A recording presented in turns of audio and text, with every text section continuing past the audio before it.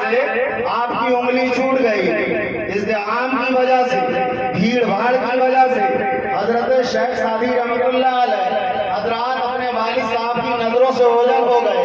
ادھر بیٹا باپ کو تلاش کر رہا ہے، باپ بیٹے کو تلاش کر رہا ہے۔ کافی دیر کے بعد میں شیخ سعدی رحمۃ اللہ علیہ اپنے والد محترم کو ملے۔ جو ہی والد محترم کو ملے، والد صاحب نے ہلکے سے ایک تماچا رسید کیا اور فرمایا، نادان دیکھ لیا، تو نے بزرگوں کی انگلی چھوڑنے کہا، ایک آنے واحد کے لیے تو نے انگلی کو چھوڑ دیا تھا، دیکھ اتنی دیر تک بھٹکتا رہا۔ سمجھ میں آ گیا شیخ سعدی رحمۃ اللہ علیہ کے والد محترم شیخ سعدی کو یہ پیغام دے، شیخ سعدی کو یہ نصیحت فرمانا چاہتے تھے کہ سنو، اگر تم راہ راست پر رہنا چاہتے ہو، اگر تم دنیا اور آخرت میں کامیاب بننا چاہتے ہو، تو ایک ایسے پیر کے دامن سے وابستہ ہو جاؤ جو پیر شریعت مصطفیٰ کا پابند ہو، جو سنت مصطفیٰ کے مطابق عمل کرنے والا ہو، اس کے دامن کو پکڑ لو، جو اس کا راستہ ہوگا۔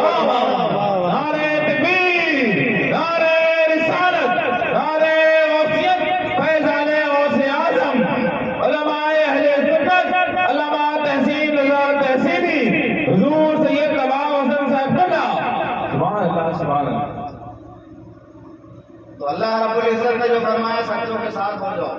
جی جی جی، سچوں کے ساتھ رہنے میں ہماری دنیا بھی اچھی ہوتی ہے، ہماری آخرت بھی اچھی ہوتی ہے۔ بہتر بنے گی۔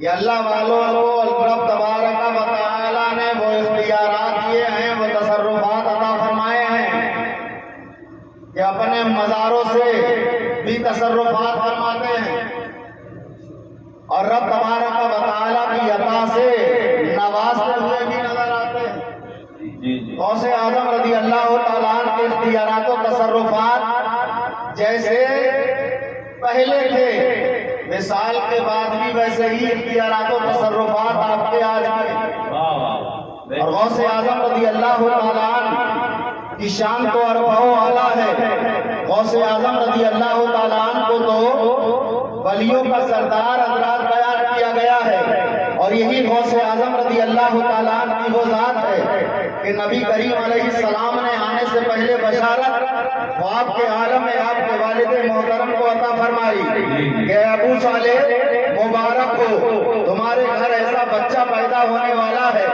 جس کی اولیاء کرام کے درمیان وہ شان ہوگی جو میری شان انبیاء کرام کے درمیان ہے۔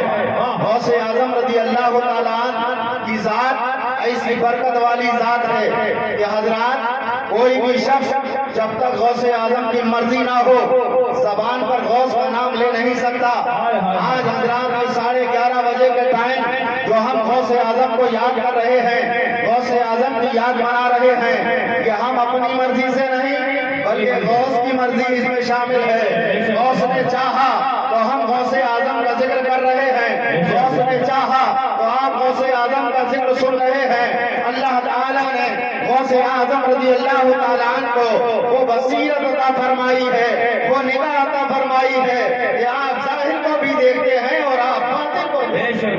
سبحان اللہ، سبحان اللہ، سبحان اللہ۔ اب ظاہر کو بھی دیکھتے ہیں اور باطن کو بھی دیکھتے ہیں۔ جب دیکھنے کی بات آئی حضرات محترم تو یوں سمجھیے، غوث اعظم رضی اللہ تعالیٰ عنہ کے ظاہری دور میں ایک بہت بڑے وقت کے عالم جن کا نام ابو بکر بن عباد رحمۃ اللہ علیہ حضرات علم کلام کے حصول میں لگے تھے، علم دین حاصل کرنے میں لگے تھے، مگر علم کلام کے حصول میں لگے تھے۔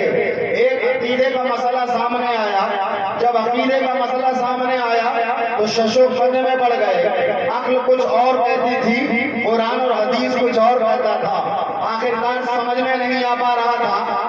انتشا ذہن کے اندر وہ بات بیٹھ نہیں پا رہی تھی، عقل کے اندر وہ سما نہیں پا رہی تھی، ششو پنے میں تھے۔ دل کے اندر خیال آیا، عبد القادر جیلانی رضی اللہ تعالیٰ عنہ ہیں جو صاحب بصیرت ہیں، ان کے بارے میں سنا جاتا ہے کہ وہ دل کی حالتوں کو جانتے ہیں۔